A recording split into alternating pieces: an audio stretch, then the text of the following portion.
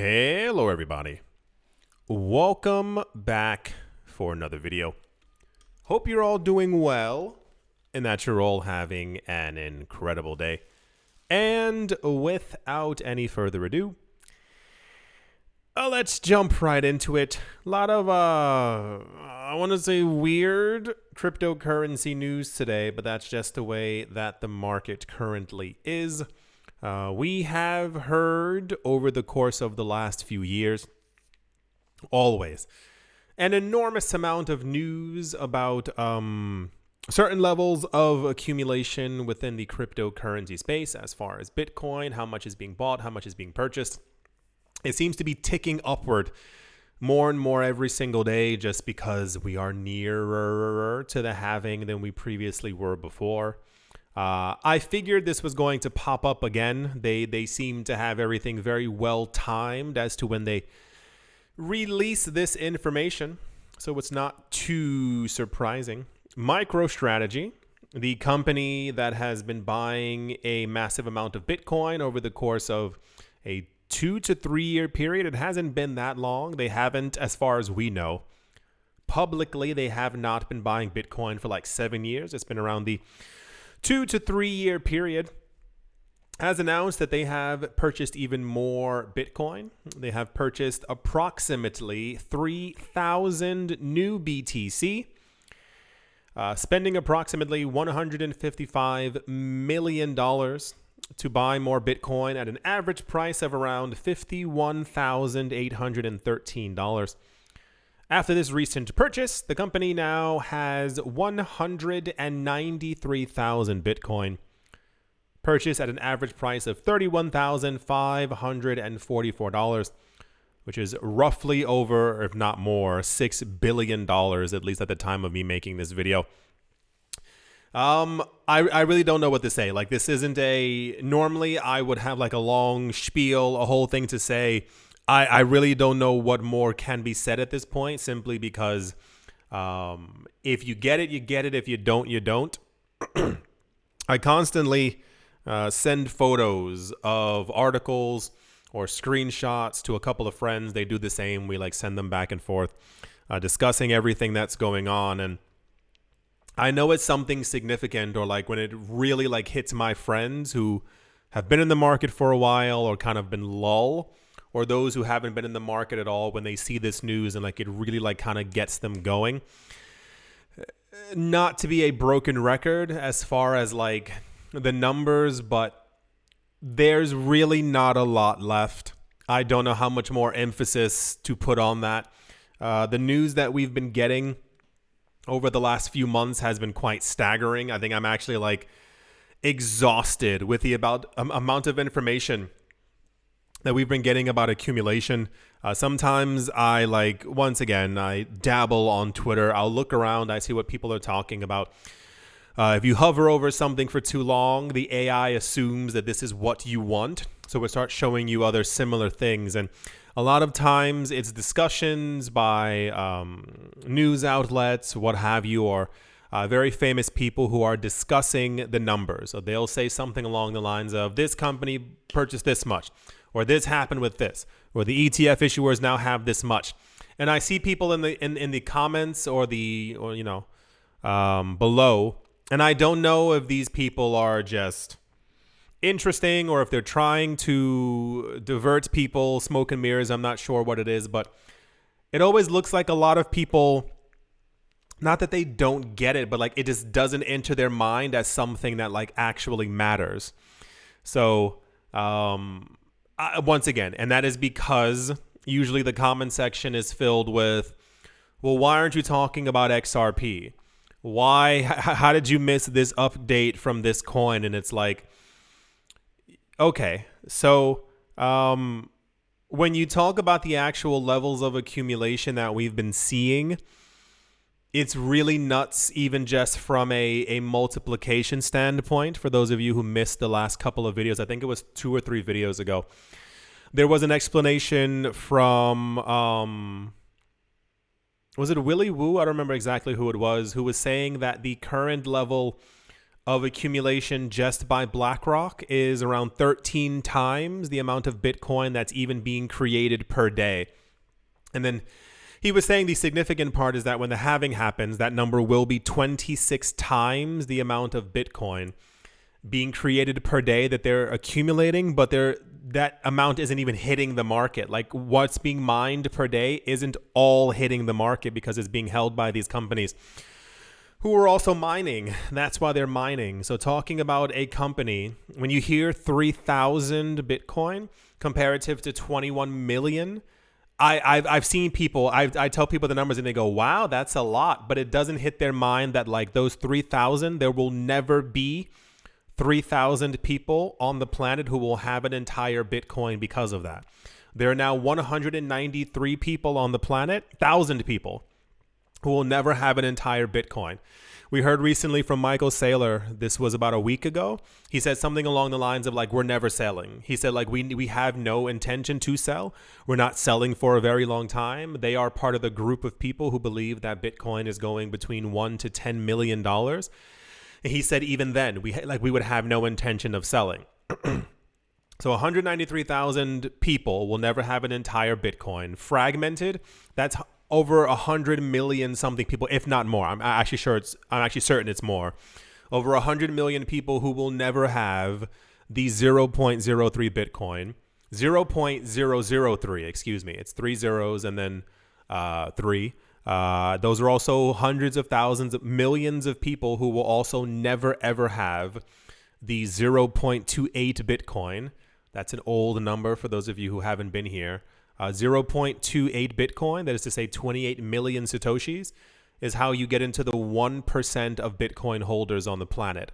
So if you have more than 0.28, it is impossible for 99% of the world to ever have more Bitcoin than you.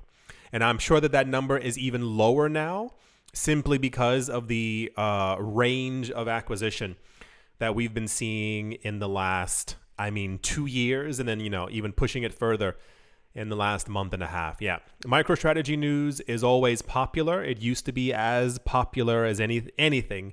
Elon Musk, Tesla accepting this coin kind of thing. But we haven't heard from Muskie in a while when it comes to crypto. So MicroStrategy tends to take the cake, if you will. Yeah. That's the MicroStrategy has enough Bitcoin that hundreds and millions of people on the planet will never be able to even have 0.003 Bitcoin. If you are holding, don't tell people how much Bitcoin you have. It is no one's business but your own. You would not go around telling people how much money you have in your bank account. If you have a million Satoshis, if you have 0.01 Bitcoin, you are farther ahead than billions of people on this planet. I want you to understand that. If you have a quarter of a Bitcoin, understand that in the future, you've made it. Just keep that with you all the time, especially as we move further into this bull market. That's the MicroStrategy has purchased another 3,000 Bitcoin. And yeah, let's move on. So I personally thought this was very cool. I saw this on one or two different websites. A lot of people, not that they didn't care about it, it just was not popular news. This by far is an actual use case for new technology. You'll see. Apparently, so the article says, fresh off building a Super Nintendo Entertainment System, or an SNES. I think people also call this SNES. I heard that somewhere. I think I was watching a movie and someone was like, hey, you got a SNES. I don't know if that was a joke in the movie. I'm not really sure. But in the States, everyone called it SNES. Apparently someone, for those of you who missed it, this was about 10, 15 days ago. There was a news article that apparently some Bitcoin developers actually put the game Doom, DOOM, on the Bitcoin blockchain. They inscribed it into the literal blockchain. Apparently, a bunch of developers came forward and they also put the SNES on the Bitcoin blockchain as well. It's there. You can play video games on the Bitcoin, you can play SNES games. They're apparently called the Ninja Alerts, like Ninja Alerts, but only one A. team is apparently back at it again. This time, the Pizza Ninjas, project has inscribed an N64, a Nintendo 64 emulator on the network. The group announced on Wednesday. If you don't know what inscribing is, it's basically, you know how like Ethereum, I know I'm only saying this to like 2% of listeners, but just as a refresh. Ethereum and many other blockchains have NFTs. So basically, you would create a file or a video file or an image, and you would create it basically in like a bubble that you kind of throw into the ecosystem that can be retrieved at any time and found on the blockchain in the form of an image or a video. People, for some reason, I think it was sometime last year, some guy decided that Bitcoin also needed them, but instead of creating a separate file, imagine picking up a literal like Satoshi, like the smallest fragment of a Bitcoin, holding it in your hand and like writing in it, like as if you were like carving into a stone and then throwing it back onto the blockchain. Is the easiest way of kind of understanding it. People also basically figured out you can carve directly like into the chain as well. So there's a whole bunch of data that's kind of like on there. This was a ridiculous talking point a number of years ago. I want to say 2016, 2017, when I was just getting into the space. I was looking for the pros and cons of being in this market. And the only cons, air quote, that I could find were people saying that it doesn't have an issuer, it should be a central bank, it's used by criminals. The other part was that, and I say it this way, people found out in the early days that people were actually putting images that adults typically can, if they choose so, view on the interwebs onto the Bitcoin blockchain. And you catch my drift. And that was touted as a negative for Bitcoin, that how dare there be information that adults or images on the blockchain, evil, and all these other kinds of things. So now, in the actual use case idea, is that instead of simply just creating images and or like video files, like having a video game system on the Bitcoin blockchain means these games will essentially be there forever. Isn't that weird to think about? Because when you think about the actual, this is for me, this is my vantage point. When you think about the actual CDs or discs, or when you have like an actual cartridge, they fall apart as time goes on. They're not the same. They don't work anymore. The system doesn't work. Things begin to fall apart. You can't replace them.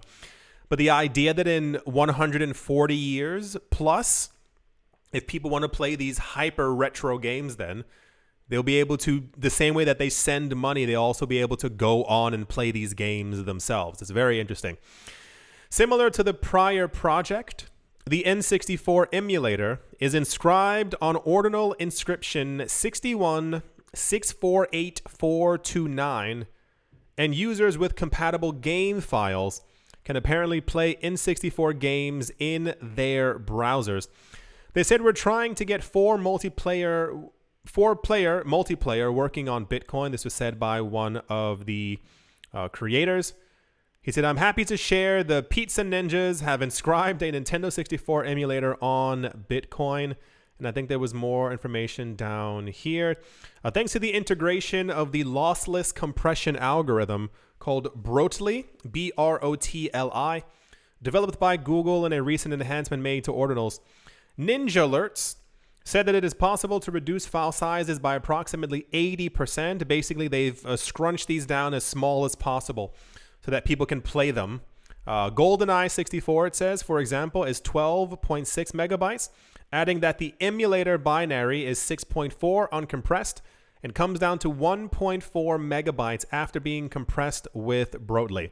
Yeah, I mean, maybe not the most fascinating thing. I was an N64 child. I played it all the time. I remember graduating, whatever, I was like 7 or 8 and 10.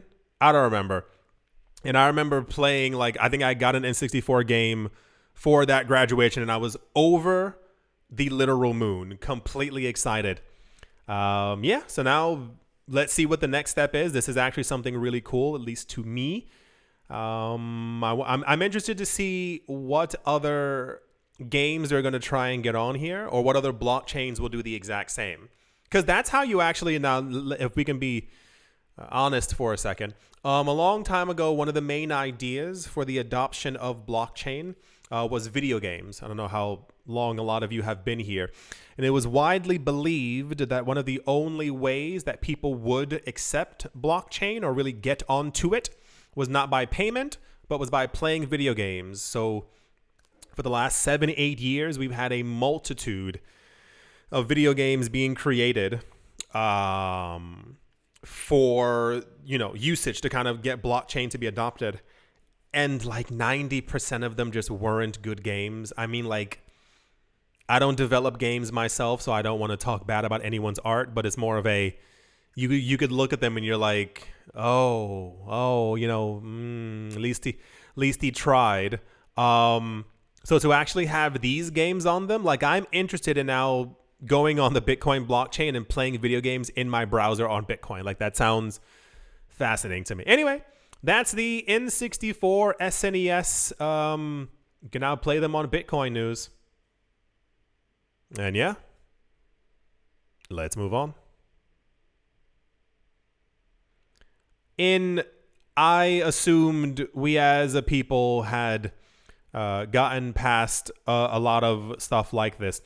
The Law Commission of England and Wales has initiated a consultation on proposed legislation to classify cryptocurrencies and NFTs as property. And I say it because we've also had similar situations in the United States. We had news, this was more like last summer. There were multiple states whose legislators came forward and had like proposed bills to make crypto a form of property. And I said it in a joking, unjoking manner.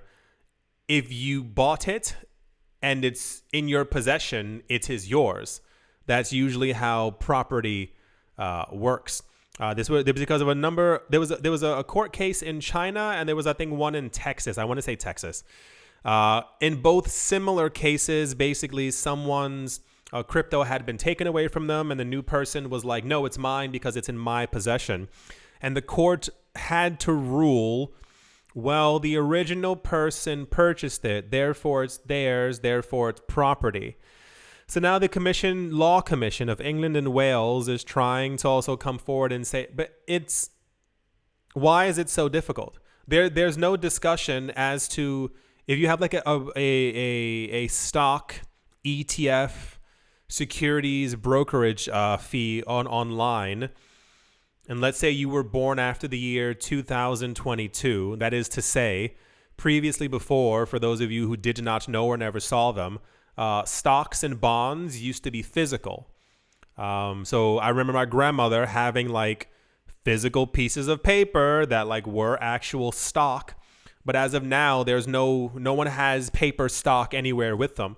So I don't understand why there would need to be a distinction between like the digital versions, which are still someone's property, and the actual paper version. As long as someone has proof that they purchased it and it's in their possession, it is then their property. Because it's really weird that you would have to do this for cryptos and NFTs. I assume you don't have to do this for apples.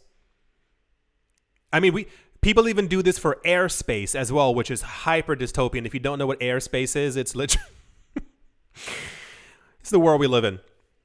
Airspace is literally the air above your home or the air above your building. It's usually something that exists in very like densely populated areas. So you'll say, well, every other building around you is 60 stories tall. This building is 5 stories tall. Who owns the air rights? And then someone, I think it's either given to or you have to purchase the air rights, and then you are able to like build on top of another building. It's just anyway, a report from the independent statutory body stated that crypto tokens and non-fungible tokens could be accorded property rights. Could be? Okay. The commission has called for public feedback by the 22nd of March. You need public feedback to know that something that someone else has purchased. Because let me tell you this. How many of you understand that this would not be a discussion? Hear me out here. Hypothetically, if there was an MP, if there was a member of parliament, if there were 15 members of parliament in England and Wales who had purchased cryptocurrencies, let's say they all own some Ether, they own some XRP, they own some Bitcoin. Those 15 people one day wake up and their crypto's gone. That's the bell. I'm not going to answer. It's usually the mail guy. They found out their crypto is gone. Do you think that there would be a discussion as to... Really? Do you think there would be a discussion as to if it were their property or not? Do you... Yeah, see? Do you think if someone in Congress or in the Senate had their crypto taken away from them, do you think they would go, well, I mean, it wasn't really my property. I mean, I purchased it, but there's no. This is absolute. And you need public feedback for what? You need public feedback for things that like actually like make sense or would not directly affect the world is crazy. Highlighting the importance of personal property rights in the event of insolvency or unlawful interference. The Law Commission noted the unique challenges of digital assets. It's not that. Why can we stop pretending like we're in the year like 400? You understand what digital things are. That's why I told you that like the entire idea of stocks and bonds, they're digital. These are literally digital assets. They do not exist physically. What's up with people around the world continuously trying to make believe that this is, while cryptographic currencies and assets and things that exist on a blockchain, yes, are new. We've had digital things for a very long time. Even the induction of digital scarcity. What's this? I don't understand. And I even saw somewhere else, there was an article that was discussing it. The idea of why many governments are doing this. You want to know you want to know the worst part?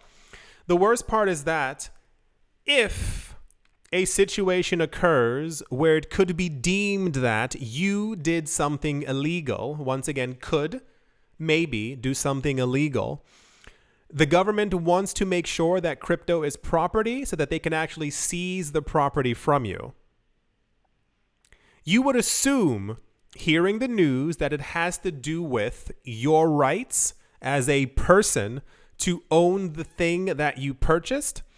But governments cannot seize something that is not property, that literally on paper, in the books, does not exist. So they look to classify something as something that's already on the books, so that in the event of a situation where they say you owe something or you've done something wrong or inheritance tax, they can then say, well, yes, this is now property and we can take it from you. Isn't the world terrible? They said today the Law Commission is seeking views on two separate but related items on digital assets. And then there's a whole bunch of text there that I don't really have to go over. So wonderful. At some point, it's not now, at some point we will live in a world that makes a lot more sense. I don't understand, me personally, why Bitcoin has been around for 15 years, 15 years, and why these discussions are now happening as if Bitcoin was just created about 3.5 weeks ago. I do have to get the door. That's going to do it for this video. I'm sorry about this. Okay, I got to go.